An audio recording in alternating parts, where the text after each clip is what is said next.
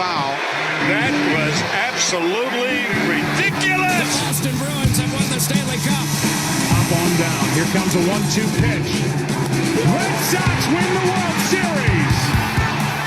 I don't know. It's tough. Tom's up there, man. Beantown. Ladies and gentlemen, the factory for Boston. What is going on YouTube? It's your boy Jetsometer here on YouTube and from Beantown Takes, back again with another video. And today we are reacting to the Red Sox need to target these free agents. You're going to get my thoughts and opinions on what the Red Sox should do in the offseason here. What should the Red Sox do to not only become World Series contenders again, or even playoff contenders again, but what do they need to do in order to get fans' attentions back onto this team? Like myself including, who's been watching Xander Bogaerts games last season with San Diego, a lot more than the Red Sox last season. Well, they need to go after star players. Yamamoto, Ohtani, Blake Snell, your big name free agents right now. The Red Sox should be in on every single one of those guys. They need to get some star talent on this team in order for them to become a playoff team again and become a World Series contender again. They definitely need some starting pitching. That is where, like, they lack right now. The only two names that I've been hearing that they've been in on is Ohtani, but today it came out that they were pivoting from Ohtani.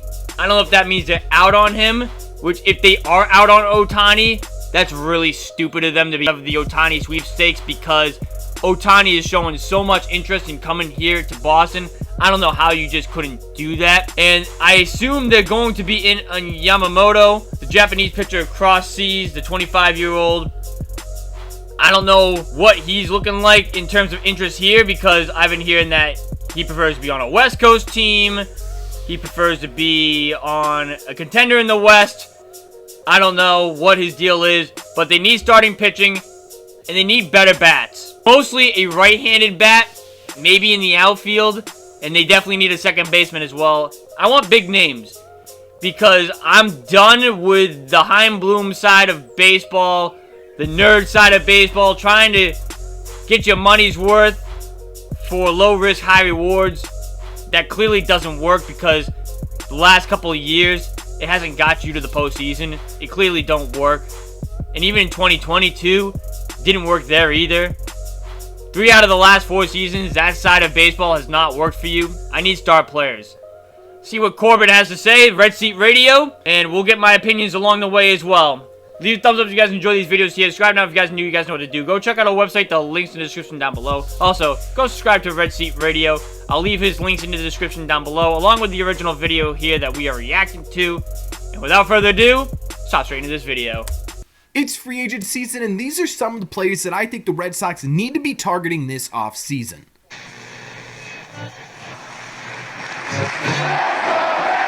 What is going on, everybody? Welcome back to Red Seat Radio. My name is Corbin, and while free agency technically began the day after the World Series, there were some limitations to that. Free agents were only able to negotiate with the teams that they were previously a part of, but today marks a really important day, because all of that goes away. The floodgates open, and teams can talk to whoever. Oh, and by the way, this video was recorded 3 weeks ago. Just a little disclaimer on that. Whoever they like, and the players can talk to whoever they like. People are free to sign wherever they please, and it becomes a whole lot of fun, right? The real true hot stove of the offseason begins today, at least in terms of free agency, and there's some really intriguing options for the Red Sox. We've been talking about them over the last month, but in my opinion, there are 5 guys in particular that the Red Sox should really be targeting going into 2024. So I wonder if he's going to talk strictly, so he is talking strictly free agents, because we could go into debates on who they should go out and trade. Corbin Burns, Willie Adames, somebody else. We could go on that discussion or whatever. But I think this video here is strictly on the free agents, so we'll stay strictly on the free agents here. exactly what we're talking about today. Today we are going over my top 5 players I think the Red Sox should target for the 2024 offseason. We're going to be talking about what these players have done recently, why I think they should be a top target, and at the end here we're going to try and predict exactly who the Red Sox end up signing. But before we get into that, do me a favor, make sure you guys have hit that subscribe button if you haven't already. If you're new here, we talk Red Sox content almost every single day. Also make sure you guys have hit the like button on this video as well. Helps these videos out a ton and it would mean a lot to me. Thank you all very much for clicking on this one. Let's get into it. Before we get into the top 5 here, I did want to note some honorable mentions on my list. I think Shota and Manga, a Japanese pitcher coming over, could be a really intriguing number 3, number 2 type option for the Red Sox. Jordan Montgomery of the Texas Rangers. So Jordan Montgomery is interesting. That is one I would like to see, and the only reason for that is because he showed on the Yankees too that he's a phenomenal pitcher. His off-speed stuff is very good. He's proven time to time again that like he's a constant 3.5 ERA pitcher. As a number 2, number 3, I like that. I like that in the number 2, number 3. They have Sale, they have Bayo. I've been hearing Houck might get traded, so I don't know what the deal with that is. They do need some lefties. I'd like to see Jordan Montgomery on this Sox team. And he's spending the winter in Boston, too, which that's interesting to hear, too. Rangers, who's becoming a free agent this offseason, kind of feels like the perfect candidate to be a supplemental piece for the Boston Red Sox. Rhys Hoskins, a guy who didn't play last year due to injury, but the Red Sox are looking for right-handed power bats, and Rhys Hoskins could be that sort of perfect middle-of-the-order Adam Duvall type bat the Red Sox are looking for. And finally, the guy that I want to highlight in the honorable mentions, who I really kind of want to just consider as 5B, is Lourdes Gurriel Jr., because Gurriel fits a lot of what the Red Sox really kind of need in the position player category. Gurriel Jr. had a really solid season this year, hitting .261 with a .309 on base percentage and a .463 slug. Good for a 108 OPS plus. So nothing crazy, but still 8% above league average production at the plate for Gurriel Jr. He also hit 24 home runs and 35 doubles, all from the right side, right? The Red Sox need some right-handed middle-of-the-order type players. Lourdes Gurriel Jr. could be exactly that. He's also... Okay, so far on this list, I can't disagree with any of them, honestly, so far. I like Rhys Hoskins. I like Jordan Montgomery. Then he also added in Lourdes Gurriel. I do like that. The only one that I have, well, I'm like, is this guy, I don't even know who this person is. Sorry, I know. Casual in the comments. But, all jokes aside, nah. Unless you're a proven star from overseas, you guys know how I feel about that. The game over here is completely different to Japan. So unless you're like a proven star, and like Ichiro, for example, we knew Ichiro was gonna flourish when he came overseas. We knew Ohtani was gonna flourish when he came overseas. Even Tanaka was decent when he came overseas. Like, we knew he wouldn't have trouble, but, like, I don't know. I don't know too much about him. All from the side, right? The Red Sox need some right-handed middle-of-the-order type players. Lourdes Gurriel Jr. could be exactly that. He's also a well above... If someone could give me more information on that pitcher in the comment section down below, that'd be great.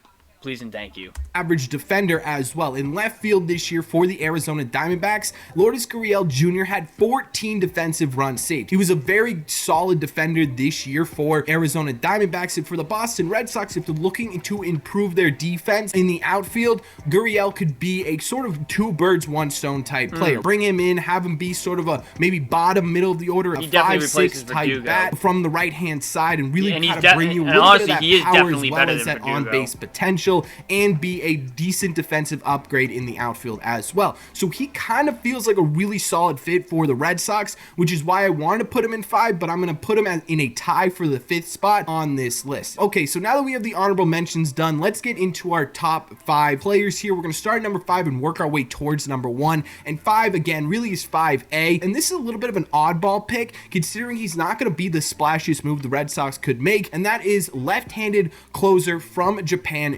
Yuki Matsui. Now, Matsui had a really great season this year. He's a 27-year-old closer and had a 1.57 ERA with a below 1 whip at .89 in 59 games this year. He also had an 11.3 K per 9 and a 2.0 walk per 9. He may be looking to make the transition to Major League Baseball in 2024, and he fits a lot of what the Red Sox need in the bullpen right now, right? Okay, I get the stats and all that, but like, how fast does he throw? If he's throwing 92, 93 as a closer, he's going to get shelled. Unless his off speed is just that good. Again, those stats are great, but it's a different ballgame when you come over to America.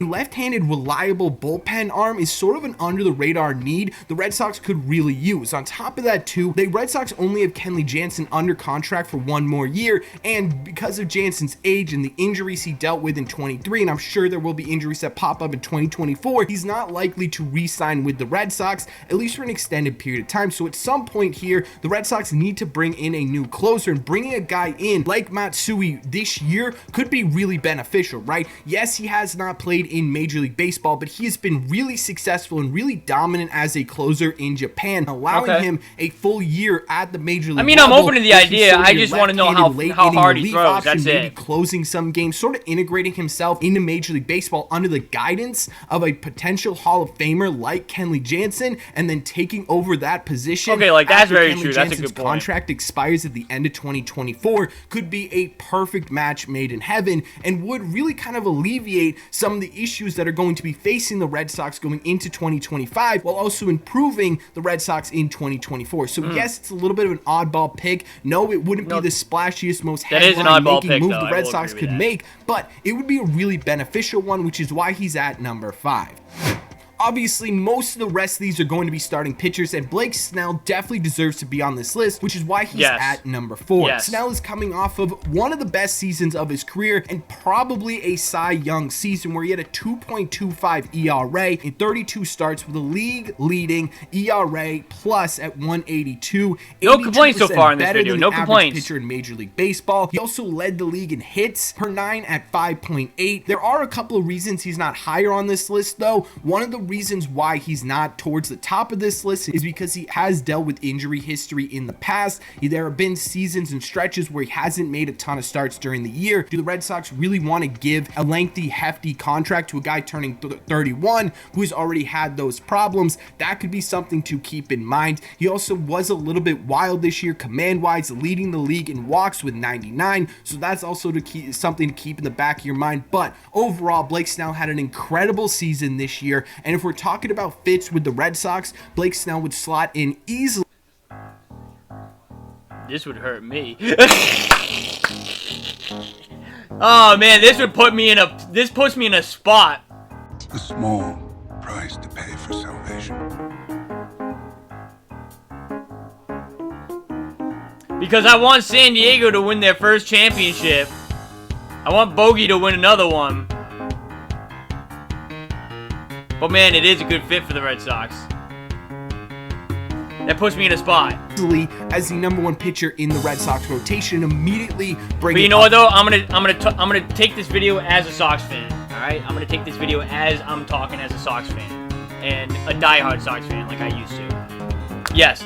Agreed, 100%. And he has to be on your top 5 list if we're talking about guys the Red Sox need to target. Number 3 is a very, very similar situation, and that is Aaron Nola. Now, Nola didn't really have the best season. He re-signed with Philly. So we can just scratch this one off. Statistically, this year for the Philadelphia Phillies, he finished 2023 with just a 4.46 ERA in 32 starts this year, but he has shown for a few years now that he could be a top of the rotation arm, coming in top 10 in Cy Young voting in 22, 2020, and 2018, where he was an all-star and been a great fit for third them. in Cy Young voting. Nola has the potential to be the top of the rotation arm the Red Sox have been looking for. He was also a dog in the postseason this year. While the last game didn't exactly go as well as he would have hoped. Finished the 2023 playoffs despite that start with a 2.35 ERA and a 3.04 FIP in 23 innings. Now, this may be a little bit tricky for the Red Sox to pick up. The Phillies have been known to overspend on players, right? And Nola means a lot to the Phillies fan base as well as the Phillies team. There's a pretty decent potential here that Nola just absolutely gets blown away by an offer from Dave Dombrowski and the Phillies, and it could be a little bit of a caution tale for the Red Sox to try and match the Phillies offer. Like Blake Snell, he does have a couple of concerns, most of them coming from the fact that he's a little bit up and down when it comes to statistics. He has one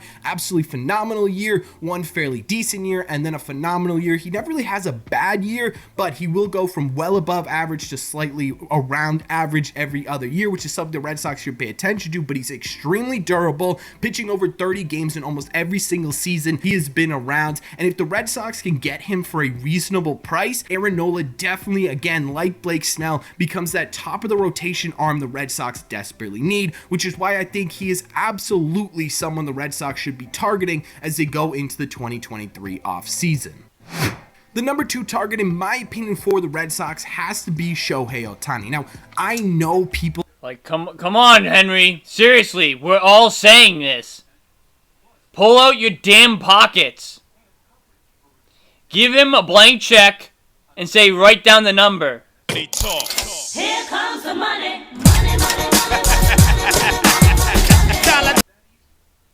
I really agree with this take. People say, oh, it doesn't make a ton of sense for the Red Sox to go after Ohtani. Why? I don't care, right? I understand the Red Sox need starting pitching, and Shohei Ohtani's not going to be able to pitch in 2024, but come on. We're talking about the best hitter in Major League Baseball this season. He finished leading the AL in home runs with 44. He finished leading the AL in on-base percentage at 412. He finished leading the league in OPS plus at 185, or 85% above league average production. He led the league in slugging at .654 and OPS at 1.006, right? He was the best hitter in baseball this season. So even if he's not pitching, he's still going to be worth the money to be in that lineup every single day. And oh yeah, when he is pitching, he is an absolutely fantastic pitcher with a 3.01 career ERA on the mound, a 3.31 FIP, and a 142 ERA plus. Again, 42% above league average production. He's an elite starting pitcher when healthy. So I understand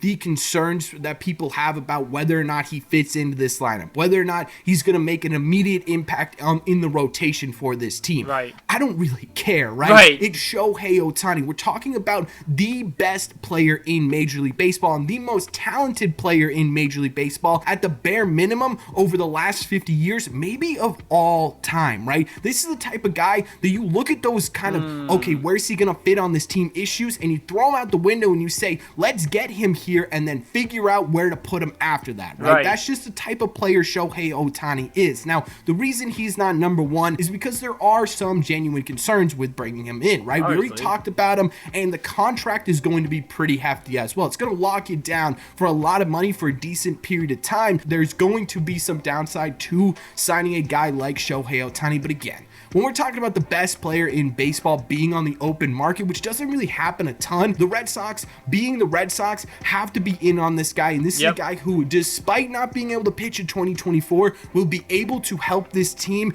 win in 2024 from the batter's box, and then in 2025 and beyond, help you in both the rotation and the batter's box as well. This, to me, feels like a no-brainer, someone the Red Sox should be targeting. Again, I don't really care that he's not a perfect fit. And finally, at number 1, this should be the most obvious answer of all time. It's Yoshinobu Yamamoto, who finished his 2023 season throwing 136 pitches in Game 7 of their World Series. I don't disagree with his list. A career high 14 I don't disagree with his strikeouts. list. So 25-year-old phenom finished the regular season in 2023 with a remarkable 1.16 ERA in 24 games, with a lower than the closer that we talked about earlier's whip at 0.860, and he had a 9.3 K per 9 with just a 1.5 walk per 9. That is 176 strikeouts to just 28 walks. Flat out incredible. Yes, Oh, it yeah. is. And he only allowed 2 home runs in the 171 plus innings he pitched this season. Yoshinobu is young, he's talented, he's durable. The Red Sox want to make a splash this offseason. The Red Sox want to tell everyone they are back to being that big spender, top of the market, top of the food chain type organization. This is the guy you go and sign, right? We're talking about the perfect fit for the Red Sox here. Yoshinobu Yamamoto is the perfect fit. This is a guy you walk up to, you hand him a blank check, and you say, put your amount in, get your uniform on, and go win us some baseball games, right? And I understand he has not played any games in Major League Baseball yet, but this dude is 25 years old, putting up a 1.16 ERA. I mean, it's proven, right? I mean, his stature is proven. He's an ace. Simple as that. I'm just looking at the stuff right here, dude, and it's nasty. In Japan, even if you adjust for inflation, which normally happens when you're making the adjustment to Major League Baseball, you're talking about a between 2 and 3 ERA pitcher. That is elite level stuff. Yoshinobu Yamamoto is the real deal. He is the guy that, again, if the Red Sox want to make that big splash, this is him. If the Red Sox only make one singular move this offseason, which obviously I don't think they will, this has to be it. It has to be Yoshinobu Yamamoto. He is head over heels the most talented pitcher in this free agent class, and most certainly the #1 free agent target for the Boston Red Sox, in my opinion. But that's just my opinion. So the 1 through 5 is officially done. I told you guys I was going to make my predictions at the end of this video, so I'm going to predict right now that in free agency, the Red Sox sign Yamamoto. They have to. Jordan Montgomery. They're going to sign Matsui, and they're going to bring back Justin Turner. That is my sort of big 5 in terms of free agents for the Red Sox, but I want your opinions in the comment section down below. I want you to let me know what your top 5 in free agents. If they do that, so what did he just say? He just said Yamamoto, Montgomery, Matsui. Jordan Montgomery. They're going to sign Matsui, and they're going to bring back Justin Turner. And Turner? That's a lowercase W for me, because you still need some better bats in that lineup. So maybe you trade Alex Verdugo, and maybe a couple pieces for that bigger bat. Maybe that's what they do. I need to see what they do in terms of the trade market after that, what he just said. But that's a lowercase w, though. That's a step in the right direction if they do exactly what Corbin just said. Yamamoto, Montgomery, Matsui, and Turner. Am I missing another name? I was officially done. I told you guys I was going to make my predictions at the end of this video, so I'm going to predict right now that in free agency, the Red Sox sign Yamamoto. They have to. Jordan Montgomery. They're going to sign Matsui, and they're going to bring back Justin Turner. That is my sort that's of a big 5 W. in terms of I need to see what they do in the trade Red Sox, market after I want that. your opinions in the comment section down below. I want you to let me know what your top 5 in free agency is, who the Red Sox should target, who are your top guys the Red Sox should be looking at, and then let me know in the comment section down below, of those 5 or outside of those 5, who you think the Red Sox actually end up signing now that free agency is officially open. All right, let me pull up my other computer real quick. I'm going to give you my top 5. I'm going to give you my top 5 free agents who the Red Sox should go after. Like I said, they need a big bat, they need stars, they need talent on this team, and they need starting pitching. So I agree. Yamamoto and Shohei Ohtani, 1A, 1B. That's 1A, 1B for me, really. Because I think you could really argue who should be the top priority and who should be the second priority. I think you can argue that. Even though, again, saying Ohtani should be second option is crazy as it is. But I really think you could make an argument for who should be the top priority and who should be the second priority. Alright, so I want Ohtani, Yamamoto, Blake Snell. So that's 3. There's Justin Turner, Rhys Hoskins, even though he's a first baseman. I don't know how I feel about putting him at first, unless they're using him at the DH spot. I heard the Red Sox were in on Whit Merrifield. I do not want him at all. I think his bat is not as good for this team. Matt Chapman would be an interesting one, though. I would say that. Matt Chapman would be an interesting one. I mean, I know he's a left-handed bat, and I don't think this team needs a left-handed bat. Cody Bellinger would be great. I am going to put in Lourdes Gurriel, though. That's a good name. I didn't even think about that. That was a nice name that he mentioned on this list here. That was one that I actually liked that he put on this list. That was a good one. That was a good one. Honestly, as a DH, I wouldn't mind Martinez, JD, coming back here. That would be a nice one. He showed out last year. Jorge Soler is nice. I don't know how Teoscar Hernandez did last season, but I know he's decent as well. Here's my five. Here's my five. Here's my five. Yamamoto, Shohei Ohtani, Blake Snell. I'm gonna go Lourdes Gurriel 4. I liked that. I really liked that. That was a good name. That was a good name that he mentioned in this list. And then for the 5th spot, I'm gonna go with Turner. Yeah, perfect. No, that's perfect. Do I go Turner or do I go Rhys Hoskins? I'll go Turner. I'll go Turner. I liked how he did in Boston this year, so I'll go Justin Turner. Let me know in the comments what you guys think down below. Leave a thumbs up if you guys enjoyed this video. Subscribe now if you guys new. You guys know what to do. Go check out our website. Links in the description down below. And also go subscribe to Red Seat Radio. I'll leave his channel links in the description down below. It's been your boy Jesse, and I will see you guys in the next video. Later, guys.